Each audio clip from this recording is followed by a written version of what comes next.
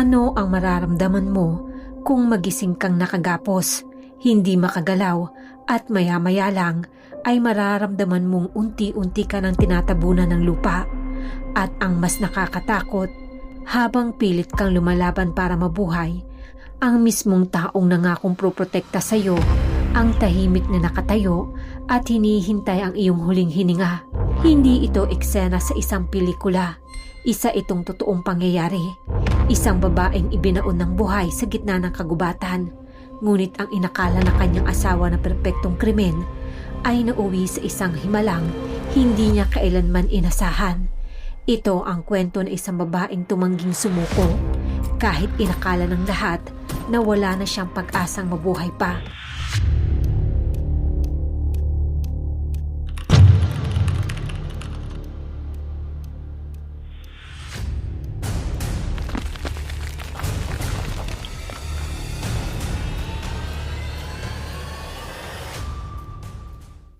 Noong October 16, 2022, nakatanggap ang pulisya sa Lacey, Washington ng isang kakaiba at nakakakilabot na tawag sa 911.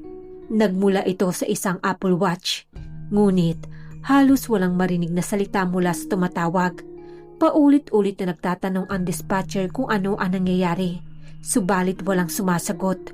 Ilang sandali pa, napagtanto ng operator na hindi ito isang karaniwang emergency call. May isang tao sa kabilang linya. Gusto niyang humingi ng tulong, pero hindi siya makapagsalita. Kalaunan, napag-alaman ngang nakagapos ang babae at natatakpan ng duct tape ang kanyang mga bibig. Habang patuloy siyang kinakausap ng dispatcher at pinapayuhang huwag ibaba ang tawag dahil paparating na ang mga pulis, mabilis ding lumilipas ang bawat segundo. Bandang 10:02 ng gabi, dumating ang pulisya sa bahay na pinanggalingan ng tawag. Tahimik ang buong paligid. Walang anumang palatandaan ng kaguluhan sa labas. Ngunit, pagpasok nila sa loob, agad nilang napansin na may napakasamang nangyari. Sa dining room, natagpuan nila ang isang piraso ng punit na duct tape sa sahig at isang cellphone na naiwan sa mesa. Nang tawagan nila ang numero nakakonekta sa Apple Watch, tumunog ang cellphone sa mesa. Kasabay nito, tumunog rin ang isa pang cellphone mula sa ikalawang palapag ng bahay.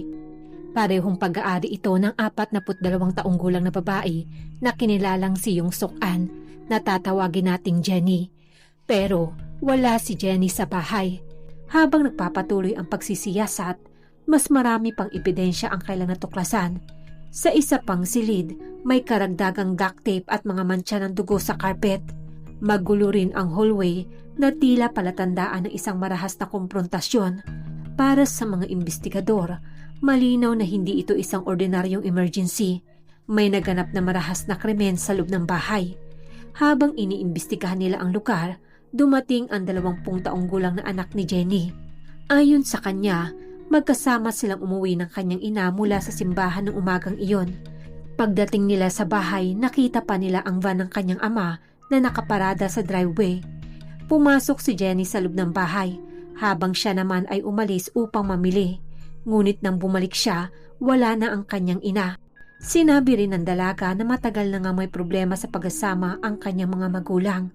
Hindi na nakatira sa bahay ang kanyang ama na nagngangalang si Kyun An, 53 taong gulang, at nasa proseso na nga sila ng kailang diborsyo.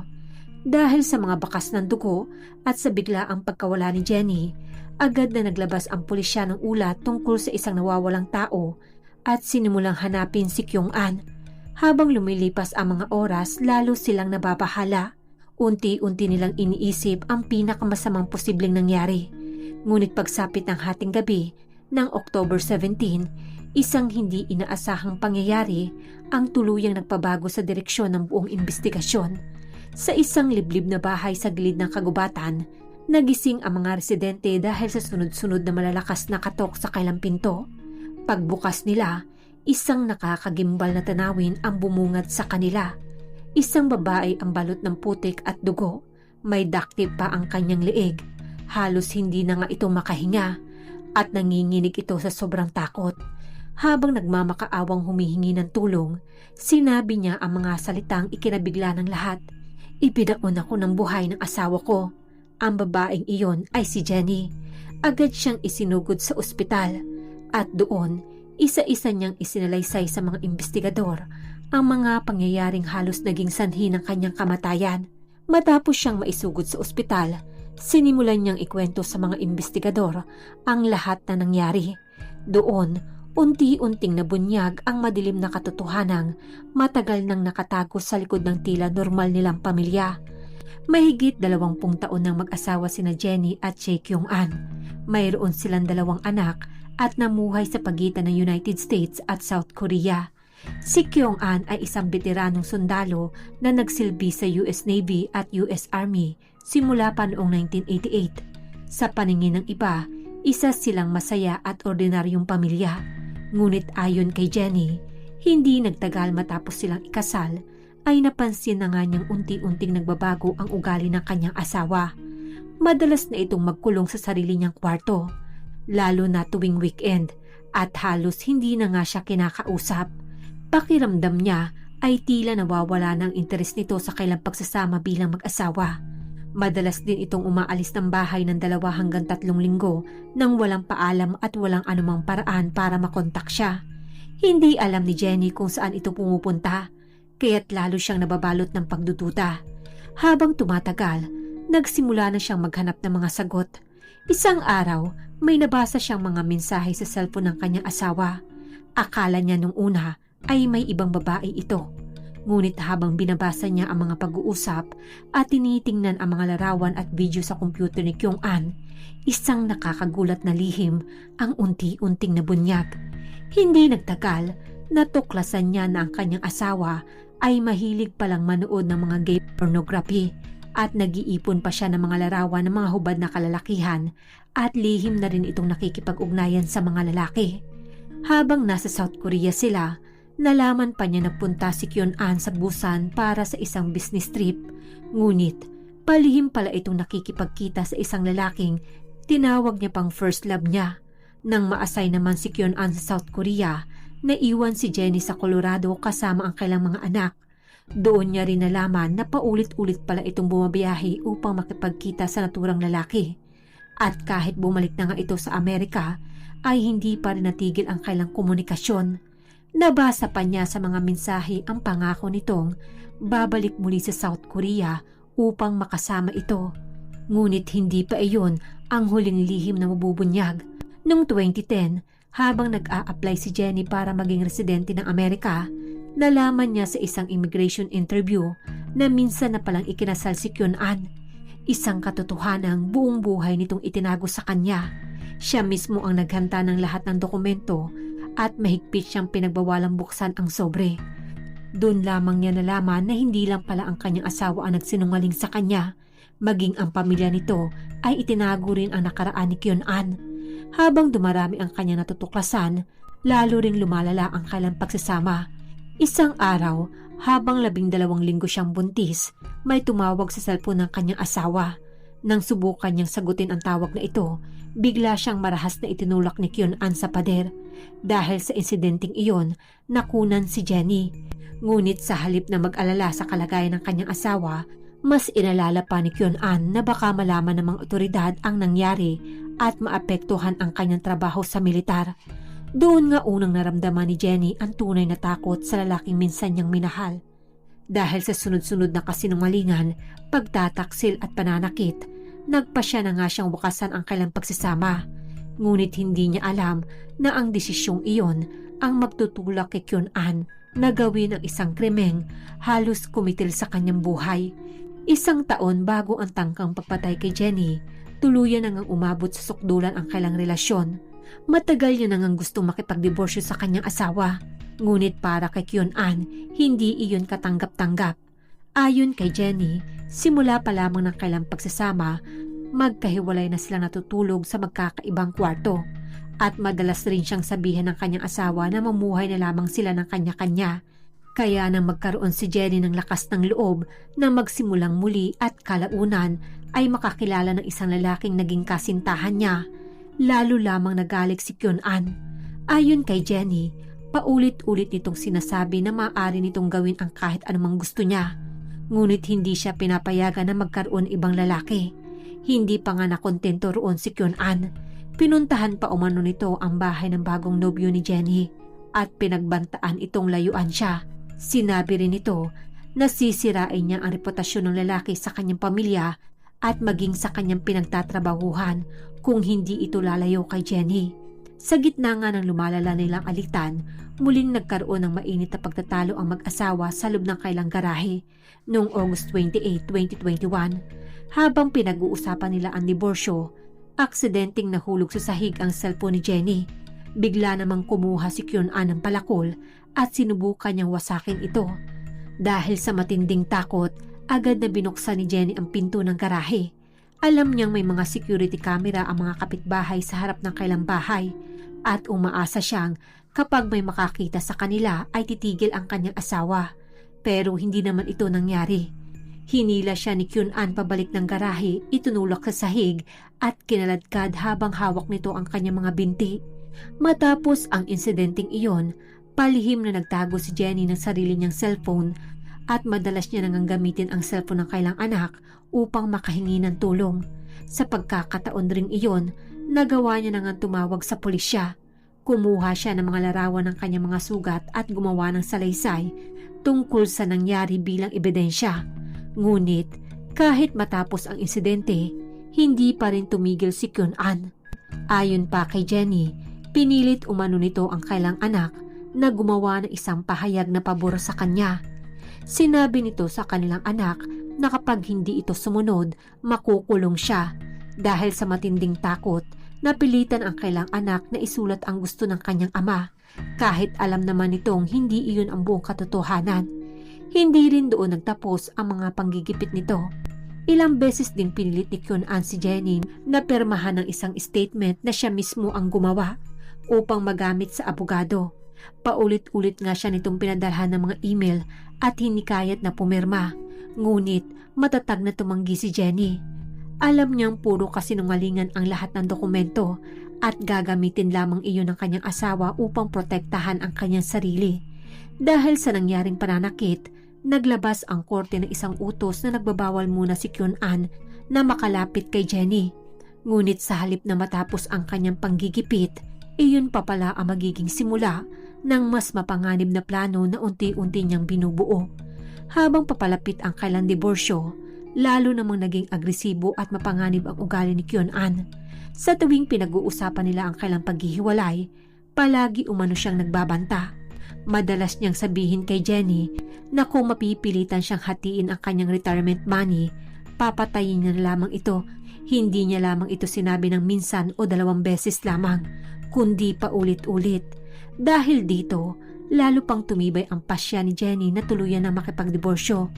Sinabi rin umano ni Kyun-an na hinihintay lamang niya makaalis siya sa serbisyong militar bago niya isagawa ang kanyang mga pagbabanta. Nung pagsapit ng June 2022, nakahanap na rin nga si Jenny ng kanyang abogado upang matiyak na magiging patas ang paghahati ng kailang mga ari-arian. Ngunit sa halip na humupa ang sitwasyon, lalo lamang itong lumala. Habang wala si Jenny sa bahay, pumasok si Kyun-an at tinanggal pa nito ang pinto ng ilang kwarto bago itinapon ang mga ito. Patuloy rin umano siyang nanghaharas at pinipilit niya si Jenny na huwag nang humingi ng parte sa kailang mga ari-arian.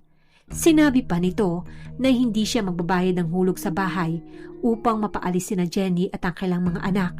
Nung pagsapit ng June 6, sinabi rin ni Kyun-an na handa na nga siyang mamatay at nagbanta pang magpapatiwakal. Pagsapit naman ng September, may panibago na naman itong hinihingi. Iginiit niyang bayaran ni Jenny ang umano'y utang na 9.2 milyon peso sa kanyang ina.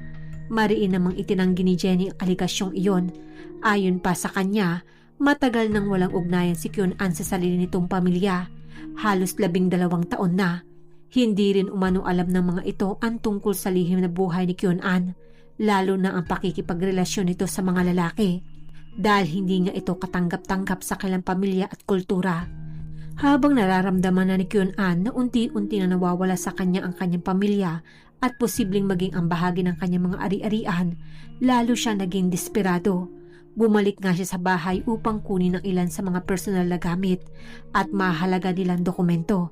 Nang umuwi nga si Jenny mula sa kanyang trabaho noong October 11, isang magulong tanawin ang bumungad sa kanya. Halos nakabaligtad ang laman ng kanilang aparador at drawer. Nawawala rin ang kanyang mamahaling Chanel na bag, pati ang $2,000 na emergency money na itinabi niya sa kanyang kwarto. Sa una, inakala niyang magnanakaw ang pumasok sa kanilang bahay, kaya't agad siyang tumawag sa pulis. Ngunit habang lumilipas ang mga oras, nagsimula siyang maghinala na ang may kagagawa nito ay ang sarili niyang asawa. Paulit-ulit niya ngang tinawagan si Kyun-an, ngunit hindi ito sumasagot. Nang gamitin niya ang cellphone ng kailang anak, saka lamang ito sumagot. Agad niya itong tinanong kung bakit nito kinuha ang kanyang bag at ang pera. Walang anumang pagsisisi ang naging sagot ni Kyun-an. Sinabi lamang nito na may karapatan siyang gawin ang gusto niya. Dahil sa matinding takot, naghanda si Jenny para sa pinakamasamang maaaring mangyari. Pinag-aralan niyang mabuti kung paano gamitin ang kanyang Apple Watch.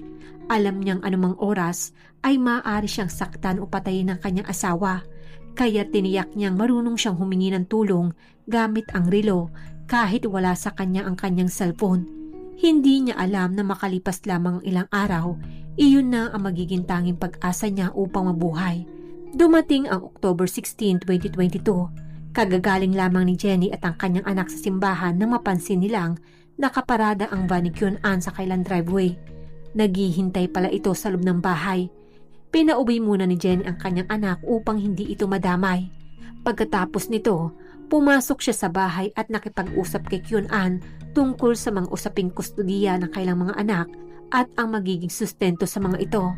Ngunit hindi nagtagal, muli na namang ibinalik ni Kyun-an ang dati nilang mga alitan. Isa-isa niyang binuksan ang mga lumang isyu at nagsimulang magreklamo. Hindi nagtagal, nauwi ang kailang pag-uusap sa isang mainit na pagtatalo. Sa gitna ng kailang argumento, sinabi ni Jenny na ayaw niya nang bumalik pa si Kyun-an sa kailang bahay.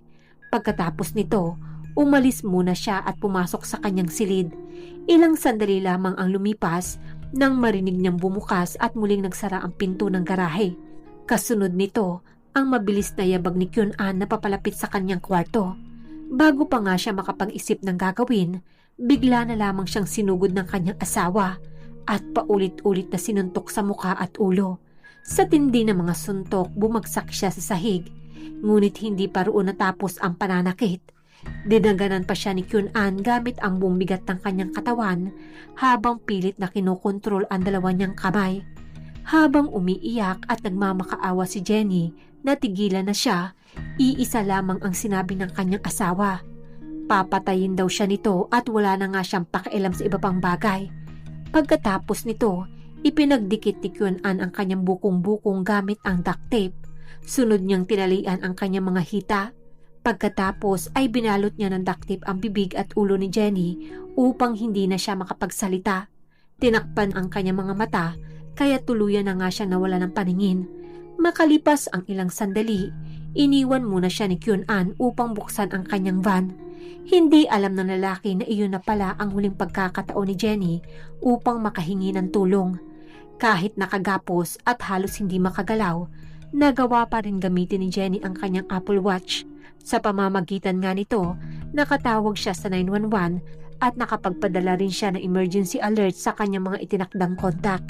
Ngunit pagbalik ni Kyun-an, agad niyang napansin ang ginawa ni Jenny.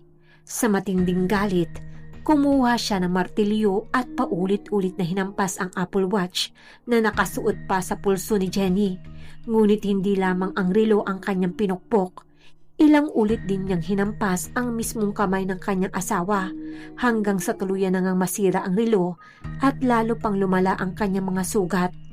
Pagkatapos nito, binuhat ni Kyun-an si Jenny at isinakay sa kanyang van. Habang papalayo sila sa bahay, malamang nadaanan pa nga nila ang mga pulis na noon ay papunta na sa kailang bahay matapos matanggap ang tawag na 911. Ngunit huli na ang lahat. Patungo na nga sila sa isang liblib na lugar sa gitna ng kagubatan. Habang nakagapos at walang makita, walang magawa si Jenny kundi makinig sa bawat tunog sa kanyang paligid. Makalipas ang ilang sandali, narinig niyang tila naguhukay na ng isang malalim na butas ang kanyang asawa. Pagkaraan nga ng ilang minuto, hinila siya nitong palabas ng sasakyan at kinaladkad sa lupa. Habang minumura siya ni Kyun-an, bigla na lamang niya naramdaman ang matinding sakit nang tusukin ang magkabilaang dibdib niya gamit ang isang matulis na bagay. Ramdam niyang nagsimula na ngang umagos ang dugo. Pagkatapos noon, nakarinig siya ng mabibigat na kalabog na para bang may inilalagay sa paligid ng hukay. Kalaunan, nalaman niya ngang nasa gitna na pala sila ng isang kagubatan. Ilang sandali pa ang lumipas at nagsimula na ngang itapon ni Kyun-an ang lupa sa ibabaw ng kanyang katawan. Unti-unti siyang natabunan habang nakahiga sa loob ng hukay. Sa kabila ng pagkakagapos, pilit niyang iniangat ang kanyang ulo upang hindi tuluyang matabunan ang kanyang muka at makahinga pa siya kahit papaano. Matapos niya matabunan ng maraming lupa, narinig niyang pinaandar ni Kyun-an ang van. Ngunit makalipas lamang ilang segundo, muli naman itong pinatay ang makina. Pagkatapos ay narinig naman niya ang mga yabag ng kanyang asawa na palapit sa kanyang kinalalagyan. Naglakad-lakad pa ito sa ibabaw ng hukay na tila sinisiguradong wala na siyang buhay. Narinig pa ni Jenny na kinakausap ng asawa ang sarili at sinasabing patay na siya at wala na itong dapat ipag-alala. Matapos makasigurado si Kyun-an na hindi na makakalabas ang kanyang asawa, bumalik ito sa van at iniwan siya nakabaon sa lupa. Ngunit ang hindi niya alam, buhay pa pala si Jenny. Habang nakabaon nga ito sa ilalim ng lupa, hirap na siyang huminga at unti-unti nang nalalamig ang kanyang katawan. Sa bawat paghinga, pakiramdam niya ay unti-unti na siyang nauubusan ng hangin at sa bawat segundong lumilipas, ramdam niyang maaari na siyang mawala ng malay. Sa gitna ng matinding sakit at takot, ang tanging laman ng kanyang isip ay ang kanyang 2 anak. Ayaw niyang doon na lamang magtapos ang kanyang buhay nang hindi man lamang sila muling nayayakap. Ang pag-iisip niya sa kanyang mga anak ang naging dahilan niya upang patuloy siyang lumaban. Dahan-dahan niya ngang sinubukang kalasin ang duct tape na nakagapos sa kanyang katawan. Habang unti-unti siyang nakakagalaw, pilit niya namang iniiwasang matabunan ng lupa ang kanyang muka upang makahinga siya.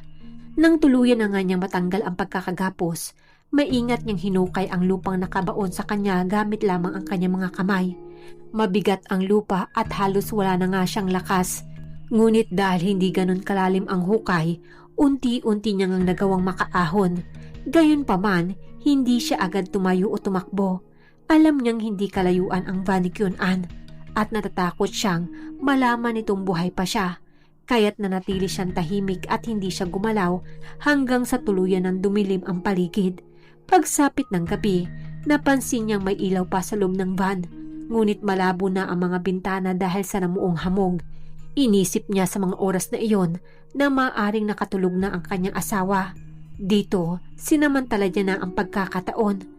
Tahimik siyang gumapang palayo sa hukay bago tuluyang tumakbo sa gitna ng madilim na kagubatan. Hindi niya alam kung gaano katagal siyang tumatakbo.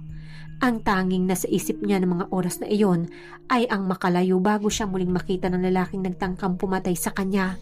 Habang sugatan, puno ng putik at halos wala ng lakas, nagpatuloy siya sa pagtakbo sa pagitan ng mga puno at sa gilid ng kalsada hanggang makita niya ang ilaw ng isang bahay. Agad nga siyang pumasok sa driveway. Paulit-ulit siyang kumatok sa pintuan at nagmamakaawang tulungan siya. Halos mawala na nga siya ng lakas habang sinasabi niya sa mga taong nasa loob na gusto siyang patayin ng kanyang sariling asawa.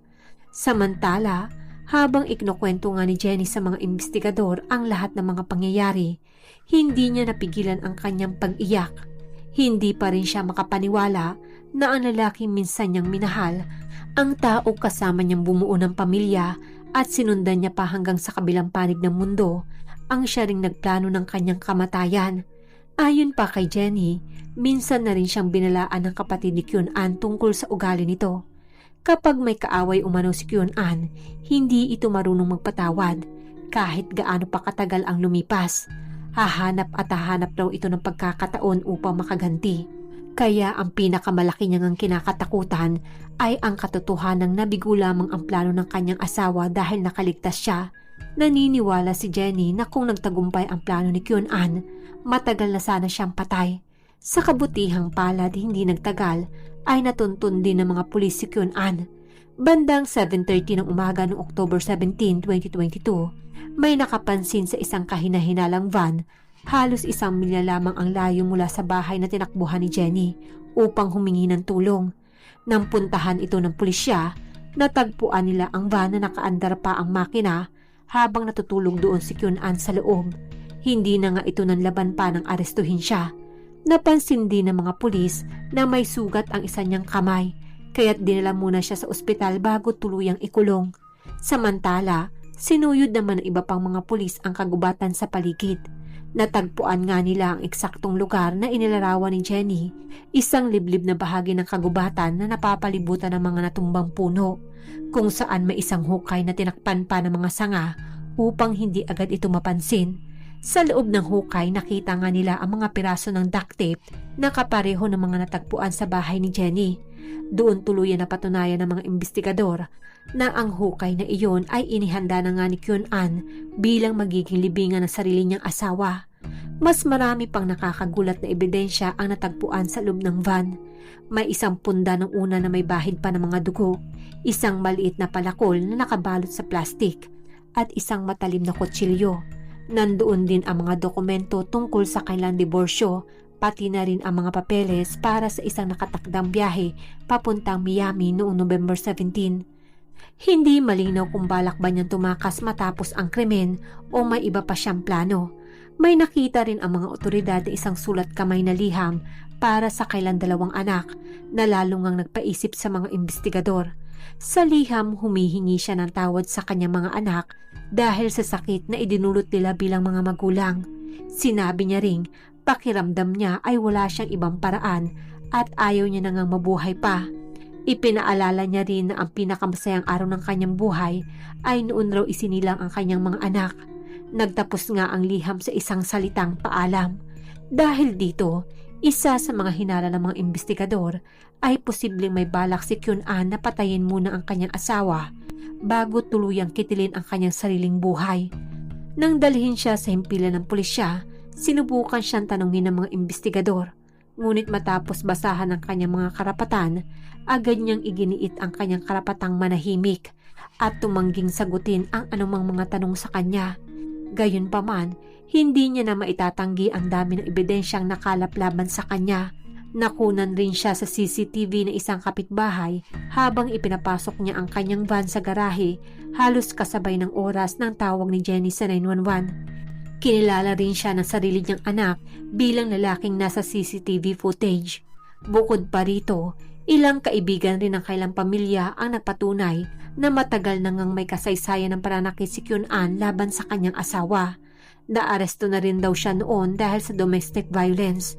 Ayon pa nga sa mga ilang testigo, minsan niya nang sinabi na kung babagsak siya, isasama niya rin ang kanyang asawang si Jenny. Sa huli, hinatulan si Kyun-an ng halos 14 na taong pagkakakulong, ang pinakamataas na parusang maaaring ipataw sa kanyang krimen. Iniutos din ng hukuman na hindi siya maaaring makipag-ugnayan kay Jenny at pinagbawalan siyang magmay-ari ng anumang baril kapag siya ay nakalaya. Bagamat nakamit ni Jenny ang hustisya, hindi na kailanman mawawala ang sugat na iniwan ng isang gabing muntik ng kumitil sa kanyang buhay. Mga sugat na hindi lamang pisikal kundi pati emosyonal at mental. Minsan, ang mga taong inaakala nating magiging sandigan habang buhay ay siya pa palang maglalagay sa atin sa bingit ng kamatayan. Sa loob ng 20 taon, tiniis ni Jenny ang mga lihim, kasinungalingan at pananakit. Ngunit hindi niya kailanman inakala na darating ang araw na susubukan siyang ilibing ng buhay ng mismong lalaking pinakasalan niya. Kung hindi dahil sa kanyang katatagan, mabilis na pag-iisip at walang sawang pagmamahal sa kanyang mga anak, malamang isa na lamang siyang pangalan sa listahan ng mga biktimang hindi na nakauwi. Hanggang ngayon, dala pa rin niya ang mga sugat, hindi lamang sa kanyang katawan, kundi pati na rin sa kanyang puso at isipan. At marahil ang pinakamahirap tanggapin ay ang katotohanang ang taong dapat sana'y nagprotekta sa kanya, ang siya pang nagtangkang kumitil sa kanyang buhay. Ang kasungang ito ay nagsisilbing paalala na ang karahasan sa loob ng tahanan ay hindi dapat baliwalain, gaano man ito katagal na naitatago. Maraming salamat po sa panunood ng kwento ko sa gabing ito. Kung nagustuhan niyo po ang aking kwento, pwede niyo po ba akong bigyan ng isang like at mag-subscribe na rin po kayo kung hindi pa po kayo nakaka-subscribe sa aking channel para lagi po kayong updated sa aking mga susunod na kwentong krimen. Ako po si Denise at see you in my next video.